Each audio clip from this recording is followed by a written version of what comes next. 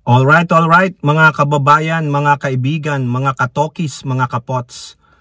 Kamusta po kayong lahat? And once again, welcome po dito sa ating mumunting channel, my Simply Talkis vlog. Simply Talkis lang vlog pala mga kababayan, no? Tayo po ay magbibigay ng maiksing komento, opinion at reaksyon sa mga mainit na usaping pang politika sa ating bansa. Pag-usapan natin mga kababayan, ito pong pambabastos ng Duterte Senator kay Senator Pin Lacson na siyang chairman po dyan sa Blue Ribbon Committee. Okay, kasi po ito po nag-downfall po, no? Nag-back at you itong ginawang pagmamaniobra ng isang Duterte Senator na akala mo siya pa rin ang chairman dyan sa Blue Ribbon Committee. Nagpa-grandstanding, akala niya dawit na yung mga gusto nilang idawit. Eto na ang bombshell, sabi nga nila. Eto na yung pasabog natin. Talagang dito madadawit si former Speaker Martin Romualdez. Disclaimer lang, hindi natin pinatatanggol ang former ninyong Speaker of the House. At ganun din, madadawit dito ang palasyo. Kasi una, nabanggit na po na former USEC DPWH Bernardo ang pangalang Executive Secretary. Kaya sinundan po nila yung naratiba na yon. Kaya binanggit po nung kanilang star witness na sila daw po ay nagbaba ng basura diyan po sa isang entrance sa Malacanang. O ayun po, talagang antumbok pabagsakin ang ating Pangulong Bongbong Marcos. And also mga kababayan, eto po isa pa.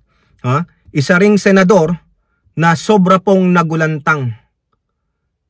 No? Bakit po siya nagulantang? No? Hindi siya makapaniwala na yung kasamahan niya pala ay nabanggit din dito sa sinasabing basura, naging delivery boy pa ng basura.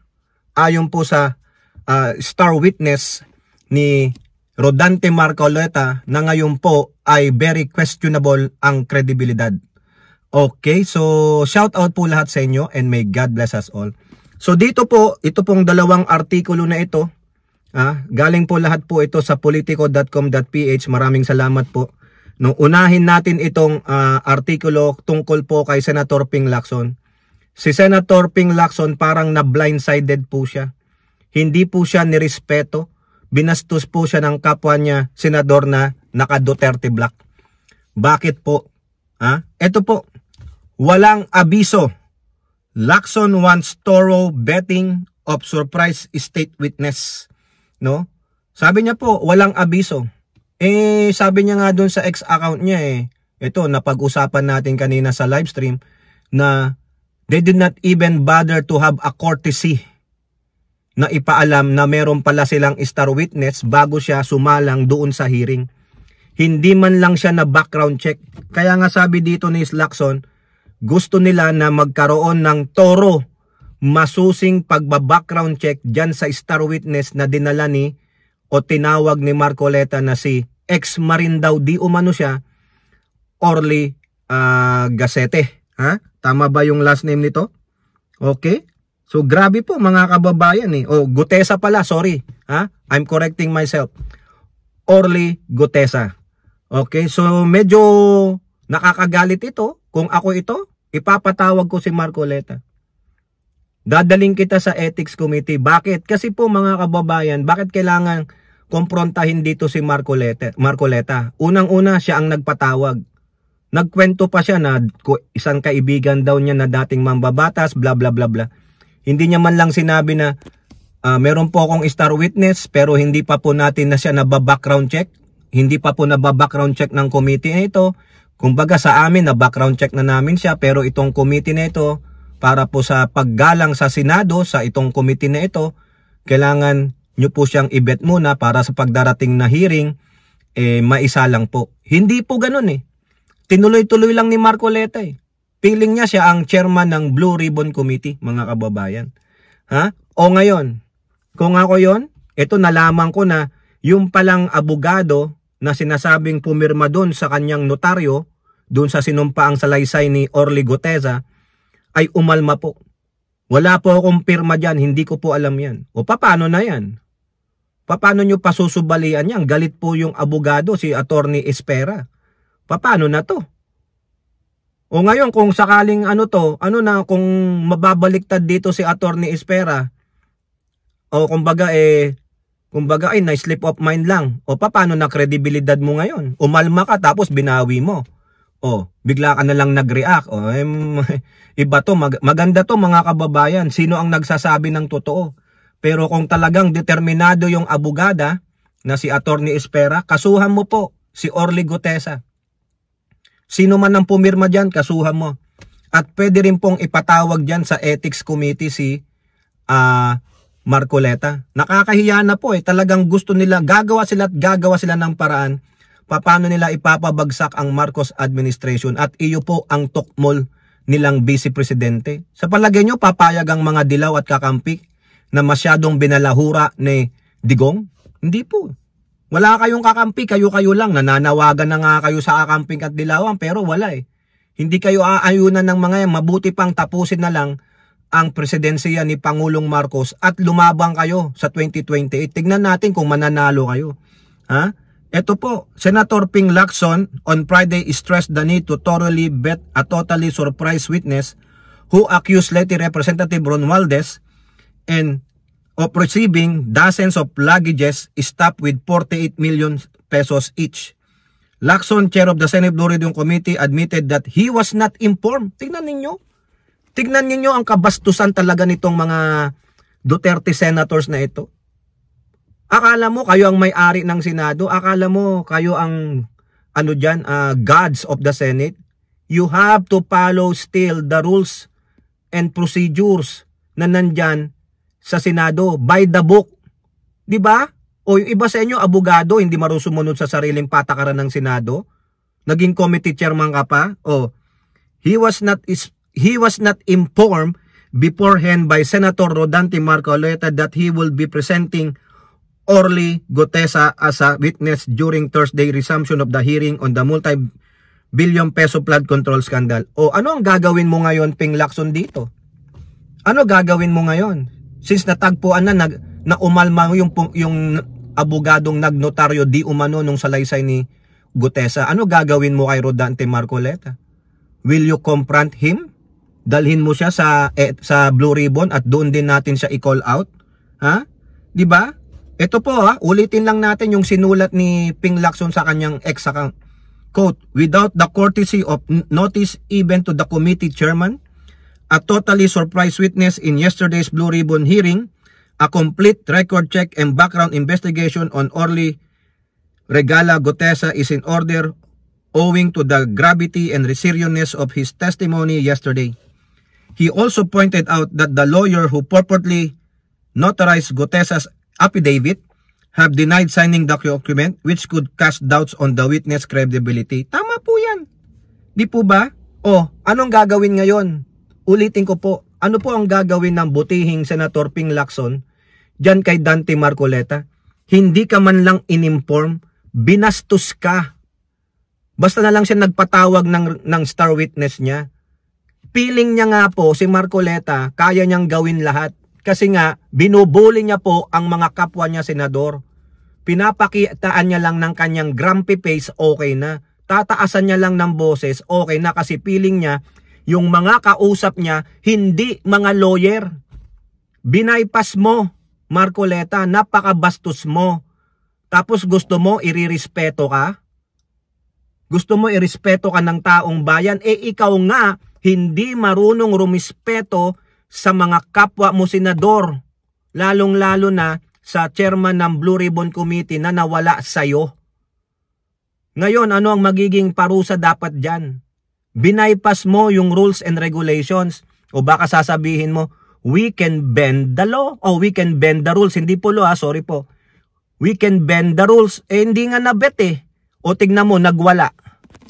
Diba, nagsinungaling. Damay ka dyan kasi you allow it. Ito namang si Ping Lacson, hindi na lang sinabi, teka muna, Senator Marcoleta. Hindi pwede yan, hindi pa natin nabibet yan, hindi ako na-inform na may star witness ka pala. Ano ang ipambabato dyan ni Marcoleta? Hindi, kaya ako nga po sinasabi sa inyo ngayon, hindi ganon. Marcoleta, wag mong brasuhin. Hindi porket abogado ka, yung mga kausap mo, hindi abogado, pero may tawag dyan. Respeto, sumunod sa proseso, sumunod sa patakaran. Ha? Ikaw Marcoleta, hindi porket matanda ka, hindi porket matalino ka, hindi porket may alam ka sa batas, mangbubuli ka na. Hindi ganun. Dapat pinalagan mo that time na lang, Senator Ping Lacson. You did not allow it. Dapat sinabi mo, wait, ako ang chairman dito, hindi ikaw. Hindi ko pa nabibet yan, hindi pa dumadaan sa tamang betting, pag-iimbestiga yung kredibilidad ng tao na yan. O ngayon, pero, yari si Marcoleta, sinunog niya ang sarili niya. Bakit? Tinanong mo ba doon sa state witness mo na talagang iyan ay yung taong si Attorney Espera, ang totoong pumirma, nag-notarize niyan? O, di questionable ang credibility mo, Marcoleta. Sabi nga ng ibang mga netizen, mas saulado mo pa yung salaysay ni Gutesa kaysa kay Gutesa mismo. Nakakas ang doubt sa salaysay ni Gutesa na talagang siya ba ang sumulat nun? O iba ang sumulat, pinabasa lang sa'yo.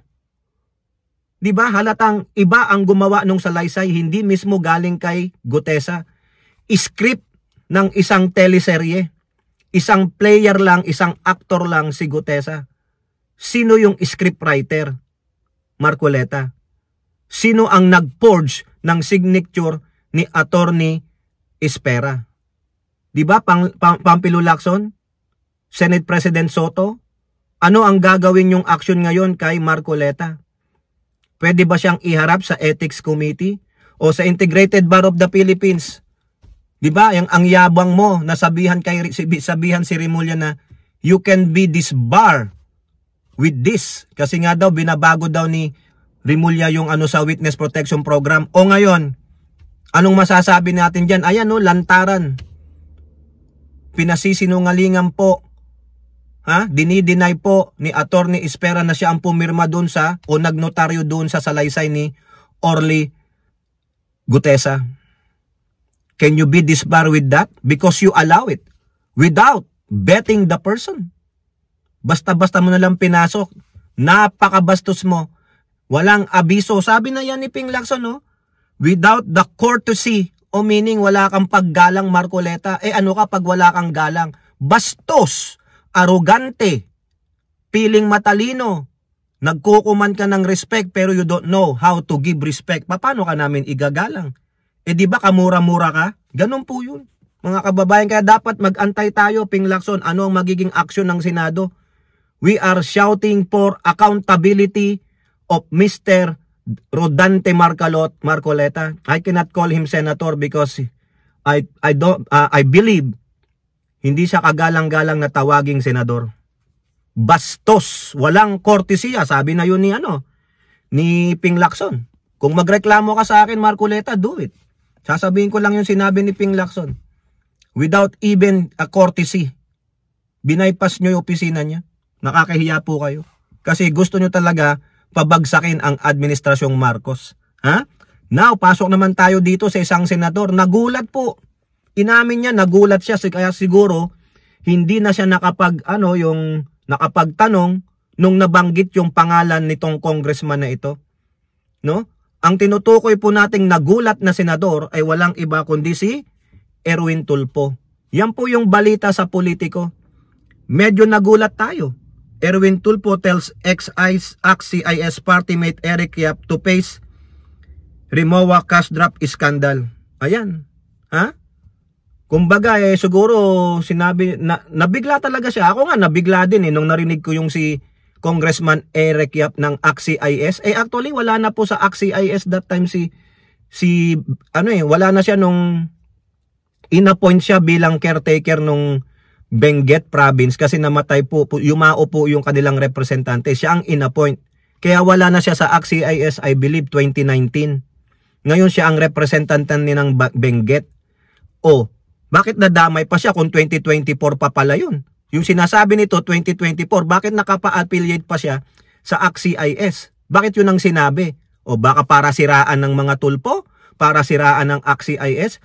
Meron pong malicious din i-correct nyo ako, wala na si Eric Yap sa ACT-CIS nung 2019 pa kasi siyang naging caretaker Meron na siyang sariling distrito. O di ba? O bakit ngayon sinabi pa rin ni AXIS party list? Wala na eh. Wala nang connect kasi sabi mo nag-deliver kayo ng pera 2024 eh. O wala nang connect sa AXIS, wala na siya. Bakit mo pa rin kinokonekta? Di ba, Erwin Tulfo, di ka ba nagtaka? Eh siguro nagulat din siya. Ha? O, kasi kaibigan siguro nila tong si kapartymate. O, ha? Wala po siya. Walang magawa. O ito po sabi niya, i-quote na lang natin. Well, I called him up. I called Eric Yap at sabi niya, sasagutin na lang daw niya sa court. Hindi ko, sabi ko, you have to answer that in the court. O yan. Kailangan mong sumagot sa korte. Ha? Kailangan yan. Demanda nyo si Orly Gutesa para magkaalaman tayo. Ha? Sabi niya, I will. Ready naman ako. Any investigation, I will submit myself, so we'll leave it like that. Tulfo admitted that he was shocked to learn that a former colleague in the House is involved in the alleged kickback scheme that siphoned taxpayers' money from flood control project to enrich corrupt subcontractors and officials. Medyo nagulat tayo. Kuwan lang kasi yung sinabi niyang AXIS last year, nasa Benguet na si Kong Eric. Gusto ko sanang tanungin ulit pero wala na. Naubusan na ng oras. Correct, tama naman. Ha? Yap now represents the lone Congressman District of Benguet. Tama po. Ang sabi niya, ako na ang bahala dyan. Sabi niya, don't worry about it. Correct. Panindigan mo yan. Huwag niyong isabit yung iba dahil wala silang alam eh. Inuulit ko, wala na po siya sa AXIS noong 2019 dahil siya ang naitalaga na representante ng Lone District ng Benguet. Eh bakit ganon? May mali talaga eh. Sabit yung salaysay ni Orly Gutesa. Kaya yan. Siguro kaya hindi na nakapagtanong si Sir Erwin. Nagulat. Okay? So kayo po, ano pong inyong masasabi? Comment down below and don't forget to like and share. Hope to see you on next videos. Bye-bye. God bless.